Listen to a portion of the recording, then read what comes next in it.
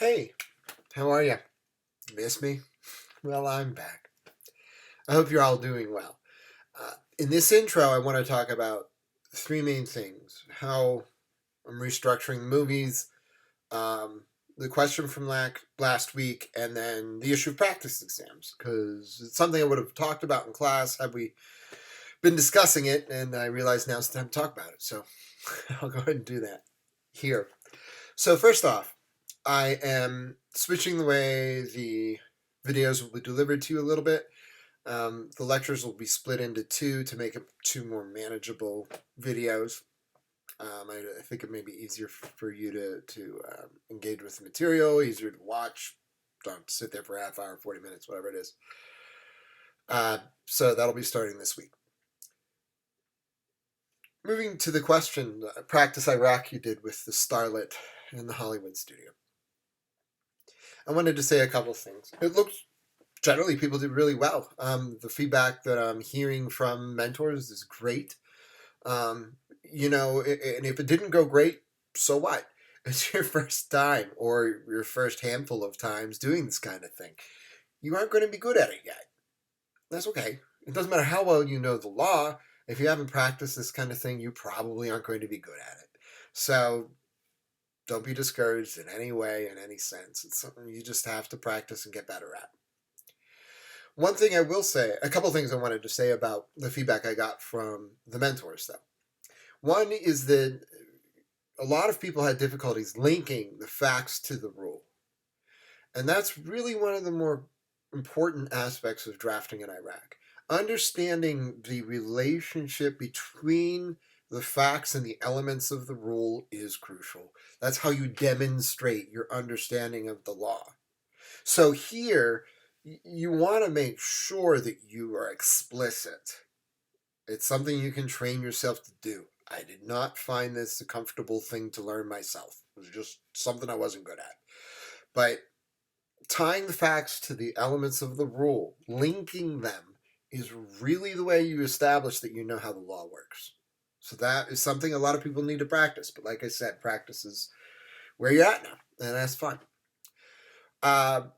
One more point about the question from last week. I know some students looked at the Fifth Circuit case and said, why is Professor Dillmore's answer different from the Fifth Circuit? Does he, and you may have thought to yourself, does he think he knows better than the Fifth Circuit? My goodness, no.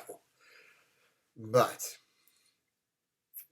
as a first, procedural point, I'll say that you don't have the same record as the Fifth Circuit, that the Fifth Circuit did.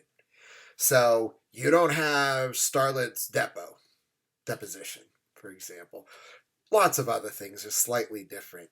As my contracts professor told us dozens of times in class, you change the facts, you change the law. So don't worry if you're matching the Fifth Circuit. They have a different record, that you can come to a different outcome. Second is that I removed some of those details on purpose because A, it was too long for an exam style question. And secondly, I wanted to make more gray areas for you to write about. I said this a couple times, and I want to say it again now. A lot of professors, I talked with another this week about her grading style, a lot of professors don't give little if any credit, put it that way, for the conclusion. It's just not something that's as important as you might think. There are right answers for some areas, but a lot of areas of law, what's the favorite answer in law school? It depends. Well, this is a great example. And, you aren't going to necessarily have the same answer as a court or as a case that you had or whatever it might be. But the key is that you justify your answer. How do you do that? You analyze, make your analysis explicit. So proper outcomes, there are certain things that are absolutely true. For there to be a battery, you have to have physical contact. But whether or not an outcome goes one way or the other, most of the time it isn't of paramount importance.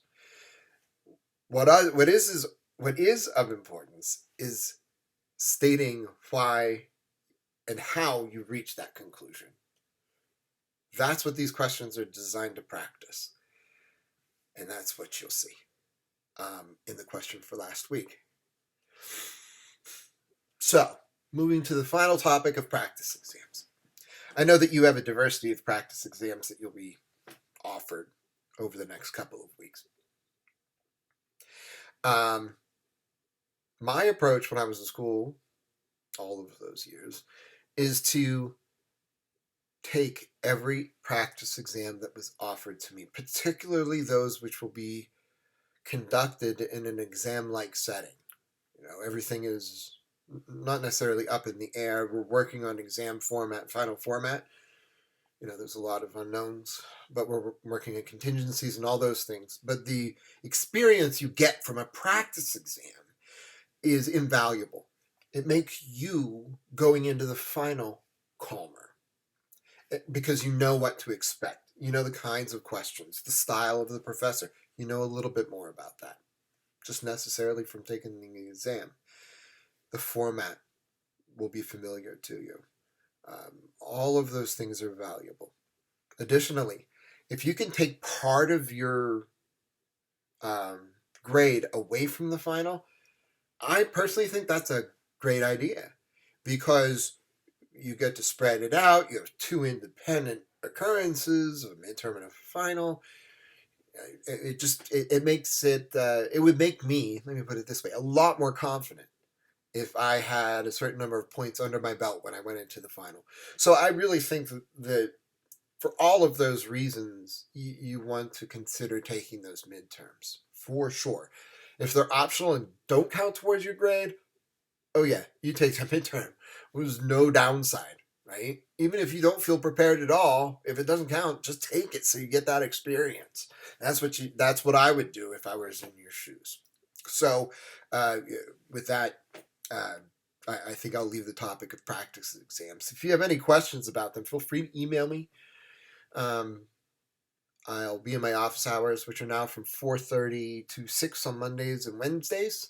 So you still have 3 hours, but it's in a different day, different time slot, just so I don't sit there at my computer for 3 hours. It's kind of boring, frankly. But anyway, I will see you in the lectures, which are split into 2, like I said, and then I'll see you in the conclusion, where I just want to give you a couple of pointers about the assignment and talk about some details there. Okay, see you in the lectures. Bye.